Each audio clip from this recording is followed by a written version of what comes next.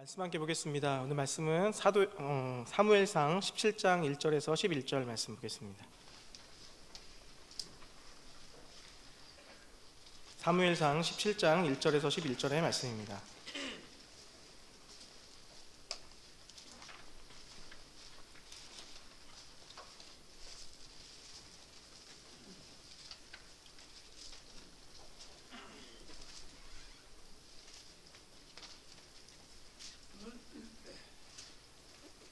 사무엘상 17장 1절에서 11절의 말씀, 제가 한 절, 성도님들이 한 절 교독하도록 하겠습니다.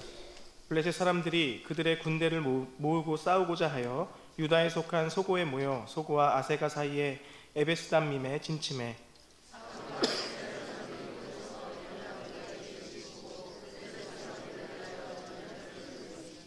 블레셋 사람들은 이쪽 산에 섰고 이스라엘은 저쪽 산에 섰고 그 사이에는 골짜기가 있었더라.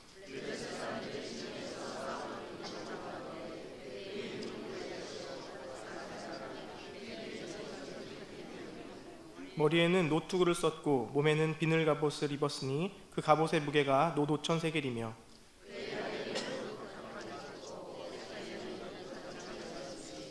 그 창 자루는 배틀채 같고 창날은 철 600세겔이며 방패 든 자가 앞서 행하더라.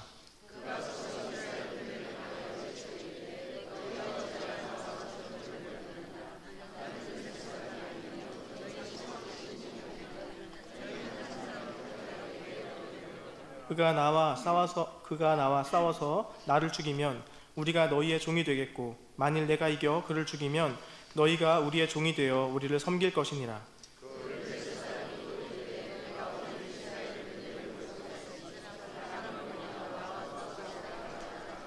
함께 읽겠습니다. 사울과 온 이스라엘이 블레셋 사람의 이 말을 듣고 놀라 크게 두려워하니라.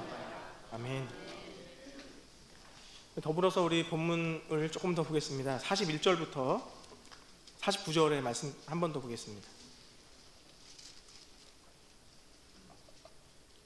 제가 41절 또 이렇게 교독해서 읽겠습니다. 블레셋 사람이 방패 든 사람을 앞세우고 다윗에게로 점점 가까이 나아가니라.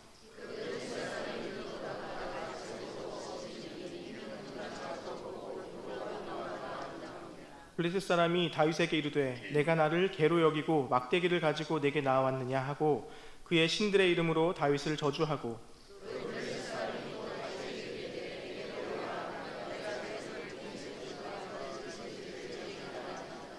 다윗이 블레셋 사람에게 이르되 너는 칼과 창과 단창으로 내게 나아오거니와 나는 만군의 여호와의 이름 곧 내가 모욕하는 이스라엘 군대의 하나님의 이름으로 내게 나아가노라.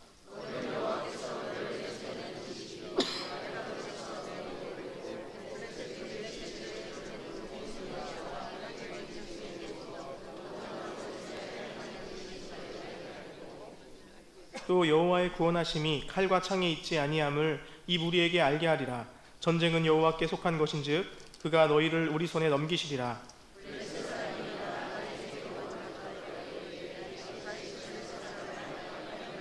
함께 읽겠습니다. 손을 주머니에 넣어 돌을 가지고 물매로 던져 블레셋 사람의 이마를 치매 돌이 그의 이마에 박히니 땅에 엎드러 지니라.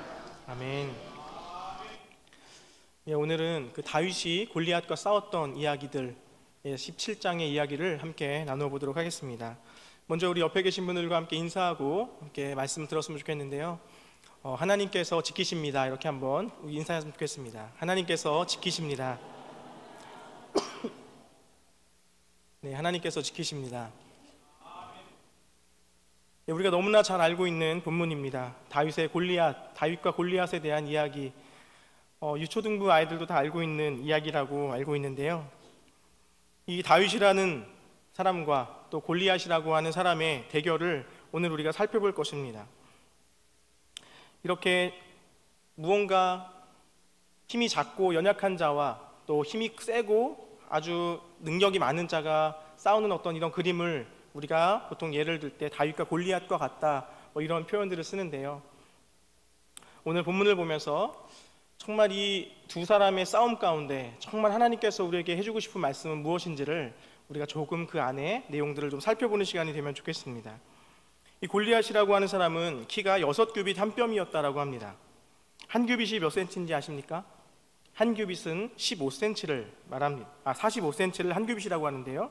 이 계산해 보면 이 45 곱하기 6이 됩니다. 6규빗 한 뼘이라고 그 키를 소개하는데 한 290cm 정도의 거구라고 우리가 볼 수 있습니다.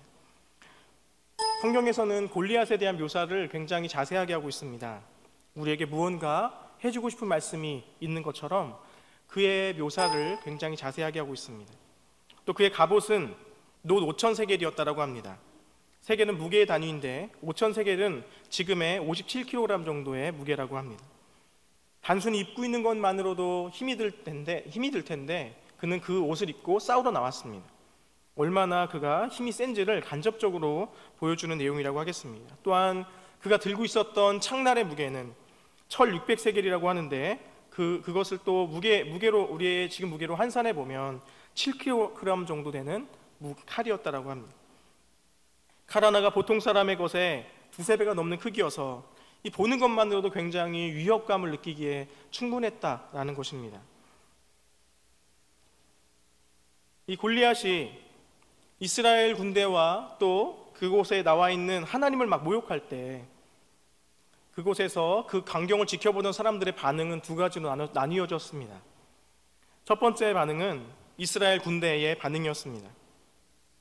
이스라엘 군대는 골리앗의 외치는 제안, 그리고 그의 모욕을 들으면서도 이거 어떻게 해야 되지? 이렇게 고민하고 점점 두려워하면서 그것에 반응하지 못하고 있는 모습이었습니다. 또 다른 하나의 반응은 다윗의 반응이었습니다. 골리앗의 이야기를 들으면서 점점 속에서 분노가 차오릅니다. 아니 어떻게 하나님의 군대를 모욕할 수가 있지? 어떻게 하나님을 저주할 수가 있지? 라는 것에 이러한 생각들 속에서 조금씩 분노가 차오르는 두 가지의 반응이 나타나고 있다는 것입니다. 이스라엘 군대는 굉장히 두려움에 떨고 있었습니다.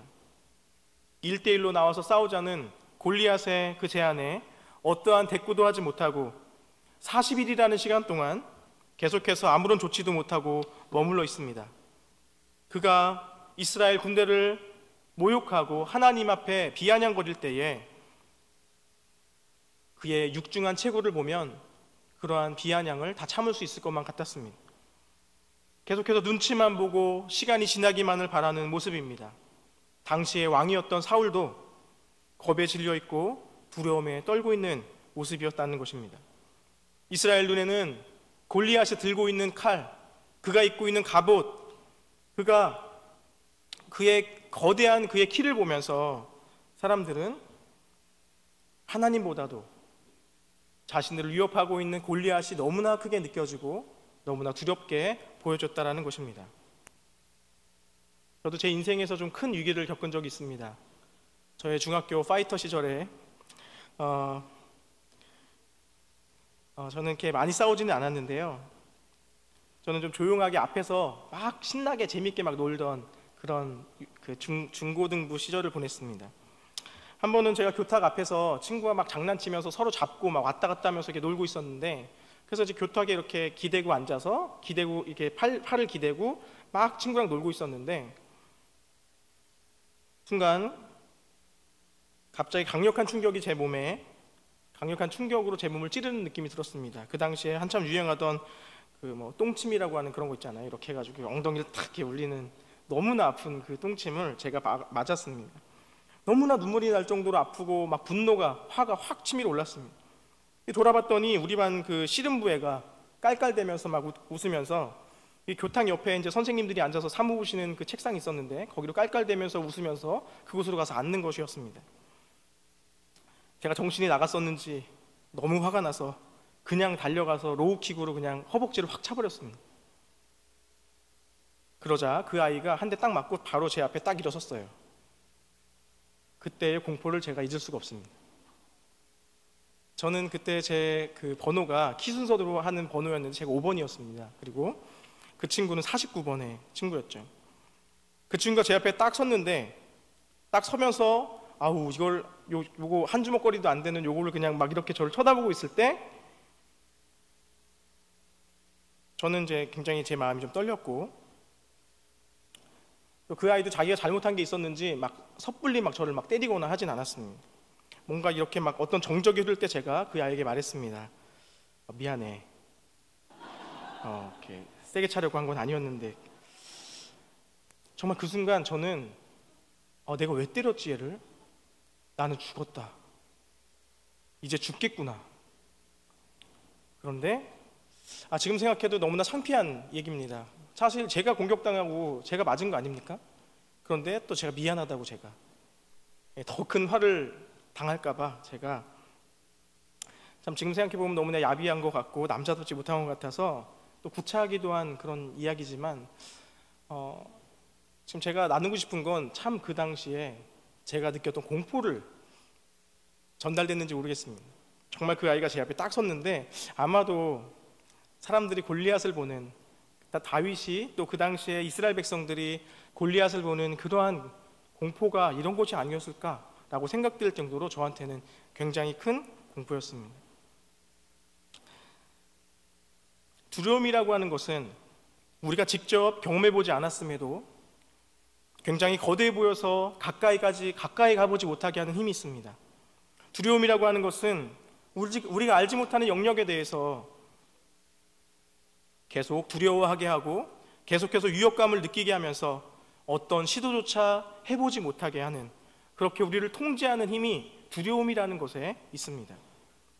두려움이라는 것은 우리의 마음속 깊은 곳에 있는 불안감을 건드립니다. 우리의 알 수 없는 영역, 우리의 건강이랄지, 나의 평판, 나의 경제적, 나의 직업적 성공들, 불확실한 미래, 우리가 알 수 없는 것들에 대해서 우리에게 위협감을 주면서 우리로 하여금 옴싹달싹 못하게 하는 힘이 두려움이라는 것에 있다라는 것입니다. 다윗은 골리앗의 모욕적인 발언 속에서 다른 사람들이 듣지 못했던 소리를 들었습니다. 사울과 그의 군대는 골리앗의 험악한 말에 정신이 나가 있었고 어떻게 해야 될지는 모르겠는 상황이었는데, 이 같은 소리를 들었던 다윗은 다른 반응을 보입니다.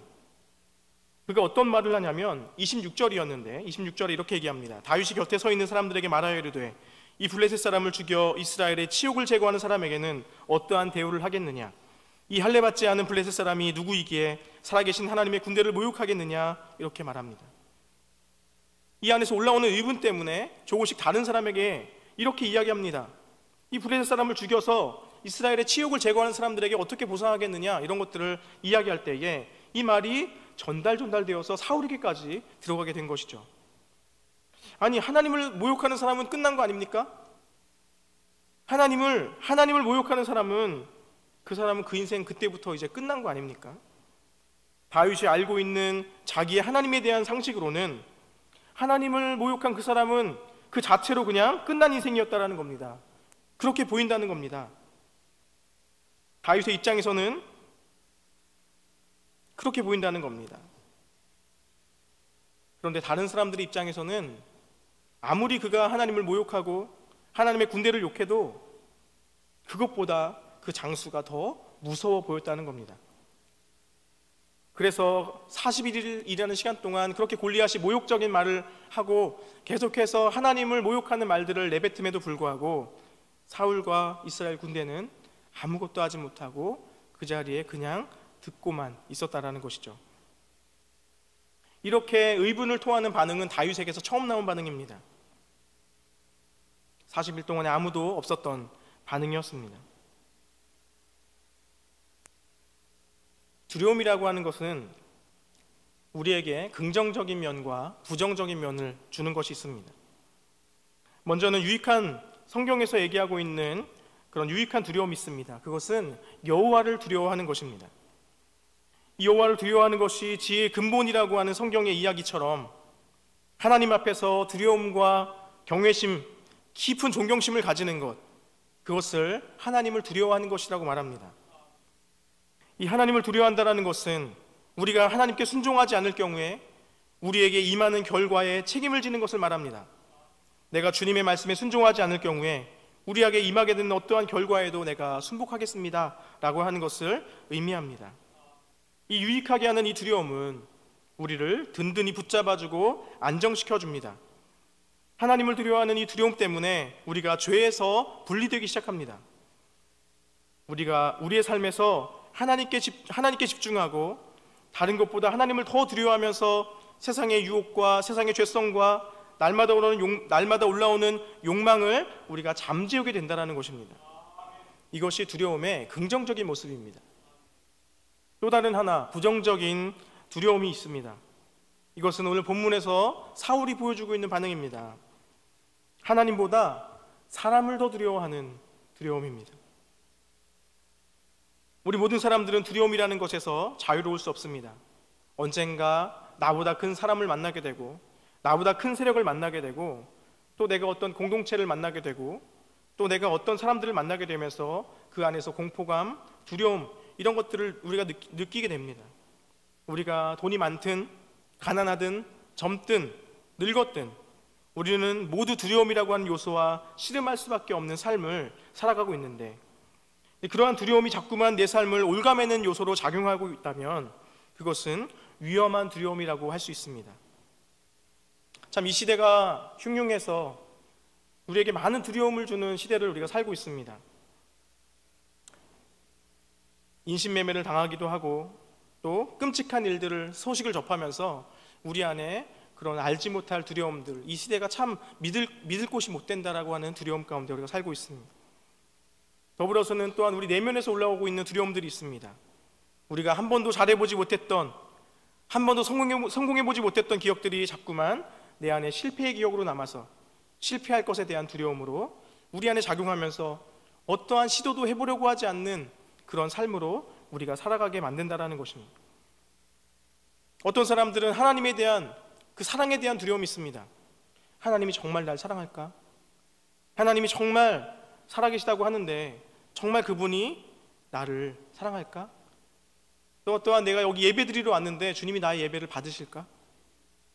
내가 이렇게 죄인인데 나를 용납해 주실까?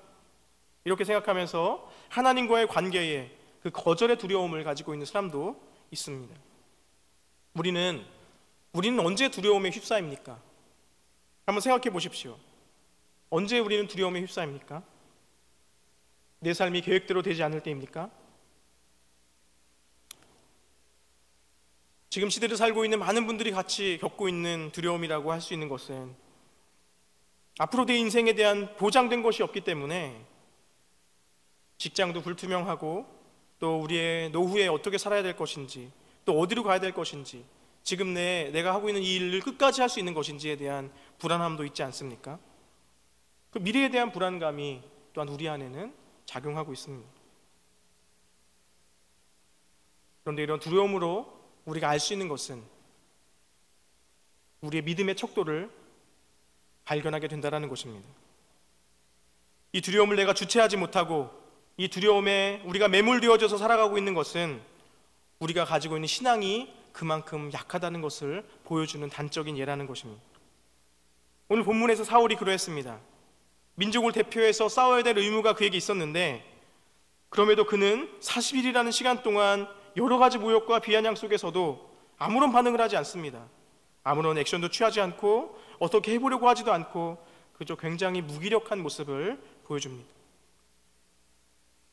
어쩌면 사울이 당면한 상황이 사울이 가지고 있었던 시선을 더 왜곡되게 만들었는지도 모르겠습니다. 이 두려움이라는 것이 우리 안에 탁 들어오잖아요.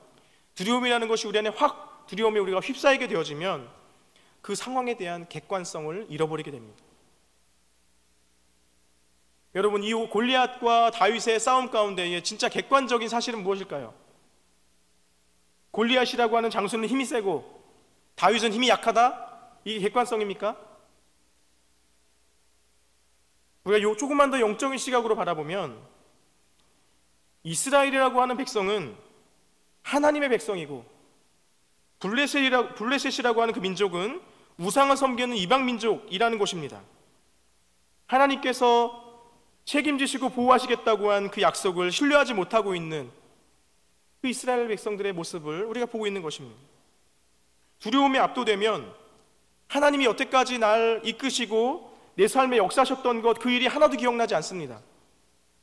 두려움에 우리가 압도되면 하나님께서 이스라엘 백성들을 구원하셨던 여러 가지의 기사들, 내 삶의 역사들 하나도 기억나지 않는다는 겁니다. 무엇이 객관적인 것인지, 무엇이 진리인지, 무엇이 비진리인지 알지 못한 채로 흘러가게 되어진다는 것입니다. 그러기에 우리가 두려움에 휩싸이지 않도록 조심하셔야 돼요. 우리가 많이 겪는 것은 무엇입니까? 교회에서 하나님의 것들을 많이 배우지만 세상으로 나갈 때는 큰 괴리들을 겪지 않습니까? 회사라고 하는 거대한 조직에 들어갔더니 그 회사의 법이 곧 내 삶의 법이 되는 것처럼, 하나님의 법을 중심에 두고 살았던 사람이지만 이제 내가 그 회사의 한 일원이 되어지면서 그곳의 법이 나의 법이 되어야만 하는 그러한 강압에 숨이 막힐 때가 있지 않습니까? 우리가 그러한 세상에, 또 내가 정말 그 월급을 받고 있는 그 회사에 두려움을 느끼기 시작하면 나도 모르는 사이에 하나님의 법은 내 안에서 멀어져 있고 회사의 법이, 주일 출근이 당연한 것이 되어집니다. 또 하나님의 일과 직장에서의 일, 그것들에 대한 경중을 두자면 내가 이거 어떻게 들어간 직장인데, 내가 지금 이 나이 때 여기서 좀 더 올인해야 되는 때인데, 우리 안에 이러한 가치들이 올라오면서 하나님이 내 안에 안중에도 없게 됩니다. 이것이 두려움이 주는 위험함입니다.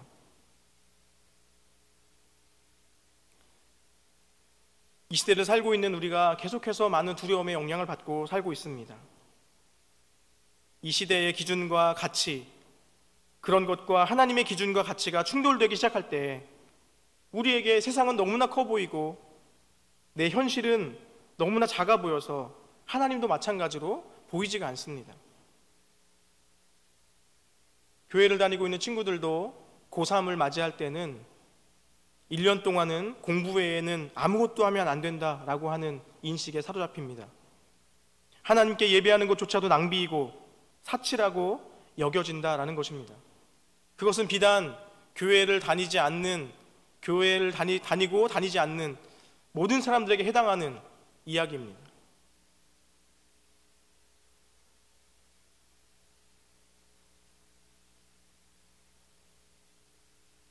이 세상의 법이 우리에게 더 강하게 느껴지기 때문에 하나님을 믿는 백성들의 자녀도 고3이 되면 1년 동안 교회를 안 나가고 공부에만 매진하는 것이 맞다라고 하는 그러한 시대를 살게 되어진다는 것입니다.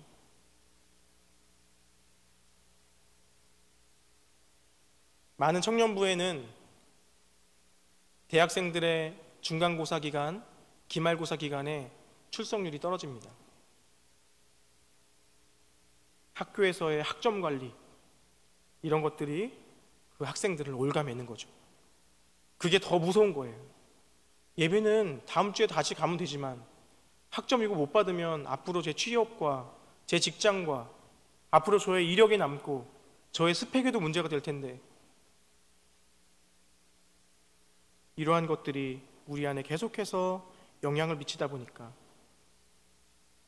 계속해서 세상을 더 큰 것으로 보게 되어지는 삶으로 조금씩 살아가게 된다는 겁니다. 여러분, 이것은 비진리입니다. 하나님이 우리의 삶의 주인 되셔야 합니다. 하나님이 우리의 삶의 모든 선택권의 중심에 서셔야 됩니다. 우리가 정말 두려움에 이끌려 살아가는 사람이 아니라 두려움에도 굴하지 않고 하나님을 향한 믿음으로 살아갈 수 있는 그런 사람이 되어질 때에 우리는 이 시대에 정말 필요한 하나님의 일꾼들이 되어지는 것입니다. 우리에게 참 많은 두려움이 있습니다.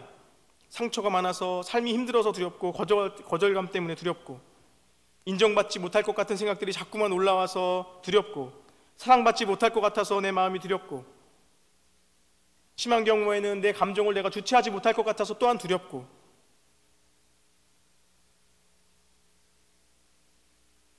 나에 대한 이야기를 하면 사람들이 나 어떻게 생각할까, 거기에 대한 것 때문에 또 두렵고, 참 우리에게는 우리가 생각하지 못했던 많은 두려움 가운데 우리가 매몰되어져 살고 있다는 것들을 우리가 기억하면 좋겠습니다.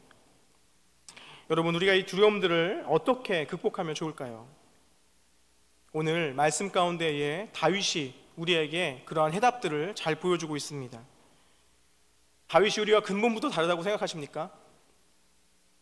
하나님에 대해 의문을 토하고 심지어 전장에 나가서 싸우기까지 하는 그의 모습을 보면 처음부터 겁이 없는 거 아니야? 라는 생각들이 듭니다. 그런데 다윗도 우리와 마찬가지로 똑같은 성정을 가진 사람이었다는 것입니다. 여러분, 우리가 두려움에 매여서 살지 않으려면 먼저 나에게 있는 두려움을 인정해야 됩니다. 나에게 있는 두려움이 뭘까? 이 시대를 살아가면서, 이 세상을 살아가면서 정말 내가 직장을 향해서, 가정을 향해서 가지고 있는 이 두려움이 뭘까? 이걸 찾아야 됩니다. 그리고 그것을 인정하는 겁니다. 이 두려움이 있다는 것을 인정할 때 그것은 두려움에서 빠져나갈 수 있는 시작점이 되어집니다. 그리고 그것들을 내가 발견하잖아요. 주변 사람들에게 말씀하셔야 돼요. 목장에서 얘기하셔요. 저에게 이런 두려움이 있었습니다. 저에게는 이런 두려움이 있었습니다. 이것을 나에게 있었던 그 어둠에 있었던 두려움의 영역을 사람들에게, 또 함께 있는 그 믿음의 공동체의 사람들에게 그것들을 노출시키면 그때부터 그런 어둠이라고 하는 곳에 빛이 스며들면서 두려움은 힘을 잃게 됩니다. 그것을 인정하고 고백하는 것부터가 그것들을 내어쫓는 시작입니다. 요한일서 4장 18절에는 이렇게 말씀하고 있습니다. 사랑 안에는 두려움이 없고 온전한 사랑이 두려움을 내어쫓나니 두려움에는 형벌이 있음이라. 두려워하는 자는 사랑 안에서 온전히 이루지 못하였느니라. 이 조건 없는 사랑이, 하나님의 온전하신 그 사랑이 우리를 두려움에서 자유케 한다라고 이야기하고 있다는 것입니다. 그런데 이 말씀이 우리에게 잘 받아들여지지 않는 이유가 있습니다. 왜 받아들여지지 않느냐면 우리의 삶에서 우리가 한 번도 조건 없는 사랑을 받아본 적이 없기 때문에 그렇습니다. 이 기브 앤 테이크가 명확한 시대를 우리가 살고 있기 때문에 가정 안에서도 그러한 사랑을 받아본 적이 없는데 그것을 우리가 어떻게 알겠습니까? 그런데 우리는 그 말씀을 신뢰하는 것이죠. 우리는 두려워할 수밖에 없는 존재이지만 나는 하나님 안에 거하는 존재다, 나는 하나님께서 붙잡고 있는 존재다 라고 하는 믿음을 갖기 시작할 때 그때부터 조금씩 두려움이 사라지기 시작한다는 겁니다. 다윗이 이러한 상황 속에서 골리앗 앞에 나갈 수 있었던 것은 하나님에 대한 굳건한 확신이 있었기 때문이었습니다. 하나님에 대한 확고한 믿음이 두려움을 이기는 열쇠가 되어진다는 것을 보여주고 있는 것이죠. 우리의 믿음이 성장하려면 두 가지 요소가 필요한데 먼저는 그것을, 나의 두려움을 인정하고 그것들을 고백하는 것이 첫 번째입니다.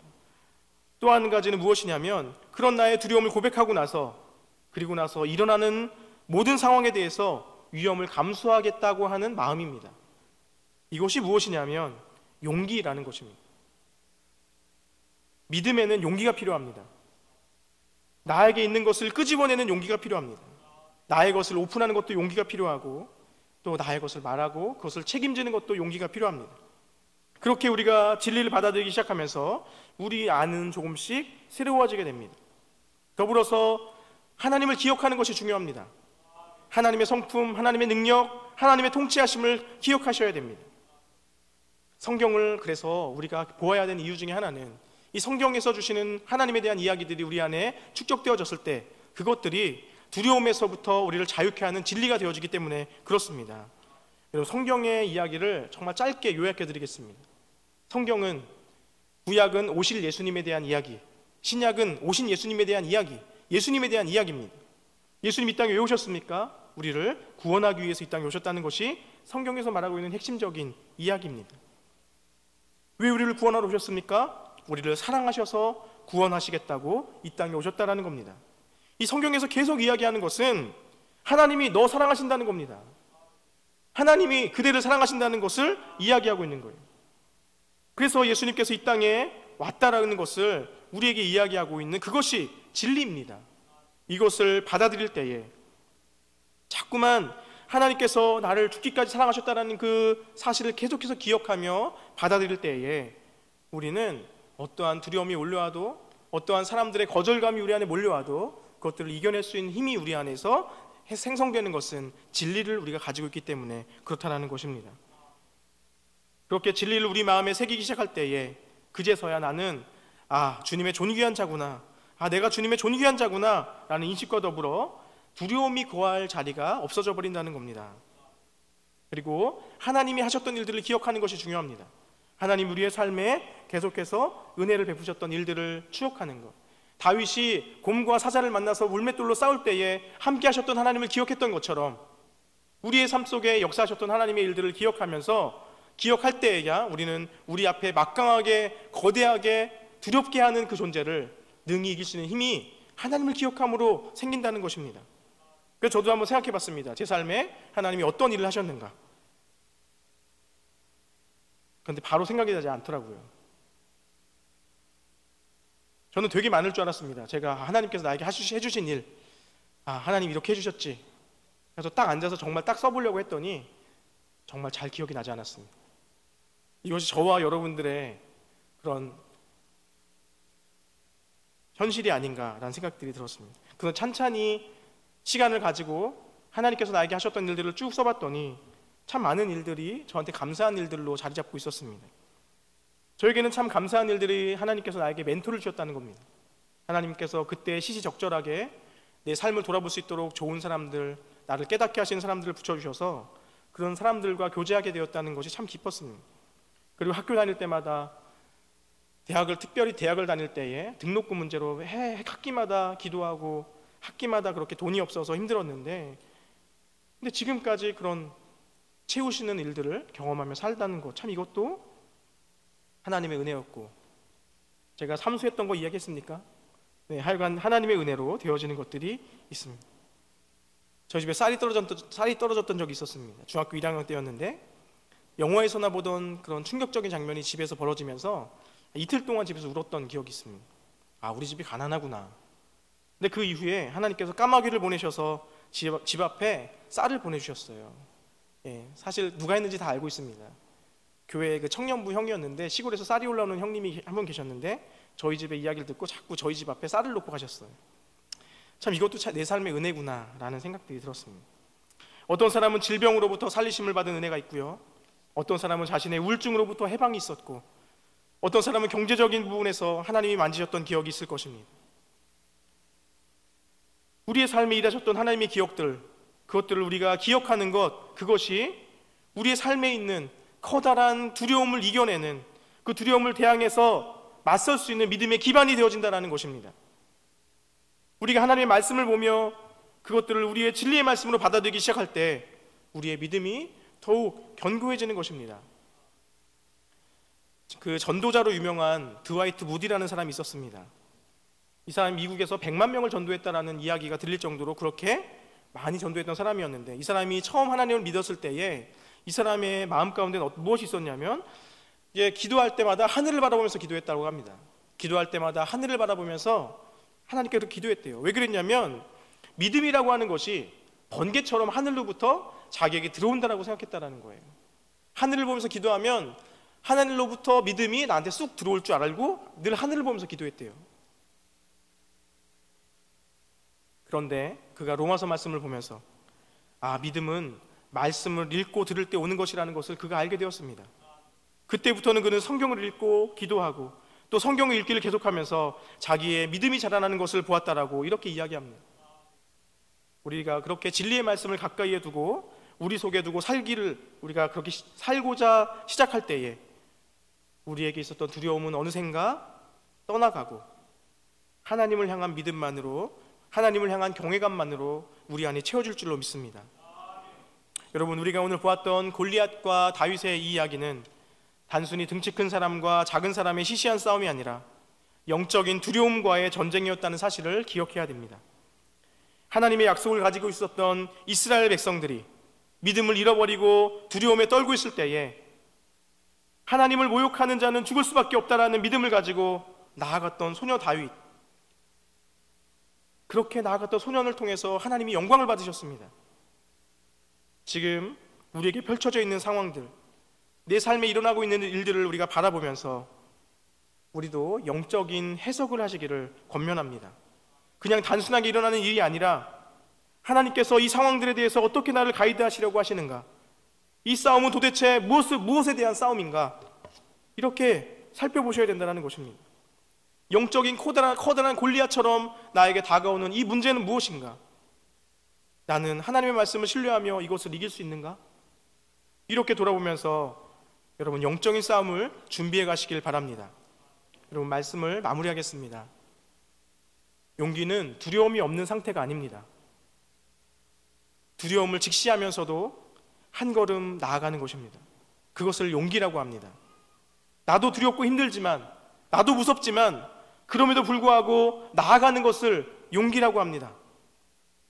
전능하신, 사랑이 많으신 그 하나님의 그 살아계심을 믿는다면 우리는 지금 현재만 보고 거기에 매몰되는 것, 거기에서 우리는 결론을 내려서는 안 됩니다. 우리가 이 땅을 살 때 이 땅 가운데 악이 승리하는 것 같고 이 세상이 막 흥황하는 것처럼 보인다 하더라도 인간에게는 최종적인 결정권이 없습니다. 하나님에게만 있습니다.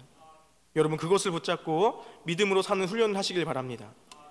폭풍우가 거세다면 그 폭풍우를 다스리시는 하나님이 정말 더 크시다라는 것을 보게 되어질 것입니다.